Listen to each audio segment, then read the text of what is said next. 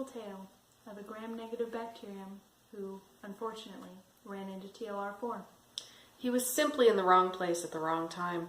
Our story starts out with our friend Yersinia pestis, a lovely gram-negative bacteria, who just happened to kill at least a third, probably more, of Europe's population in the 14th century.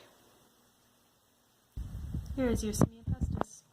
He was just minding his own business, but then he kind of accidentally killed his host, and so now he's free, floating in the air, when along comes this person who breathes him in. He goes down through the person's respiratory system and enters the lung, and from there, enters the bloodstream. Yersinia pestis isn't alone in the blood vessel. There are white blood cells and red blood cells, and of the white blood cells, these four in particular are looking for him. They all have TLR-4, which means they can sense when he is around. Our protagonist is a bit different from the cells meandering in the blood. Yersinia pestis has something like an Achilles heel, LPS, lipopolysaccharide in the cell wall. The aforementioned immune cells can sense this, making Yersinia pestis a target.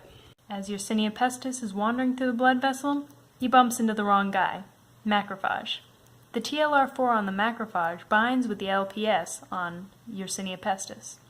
What actually transpired in this instant will be explained by our forensic expert.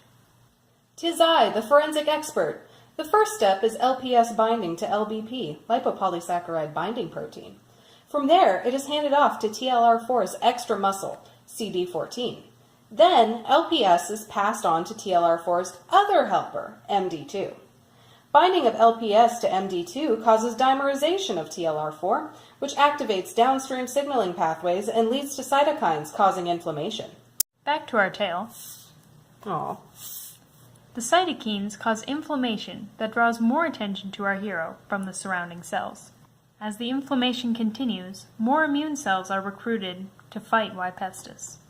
Once Y. pestis has died and been thoroughly torn apart, parts of him are brought back to the lymph nodes to educate immature B cells, which is kind of messed up, so that they can grow up to fight cells like Y. pestis. And that is the brutal tale of our gram-negative friend.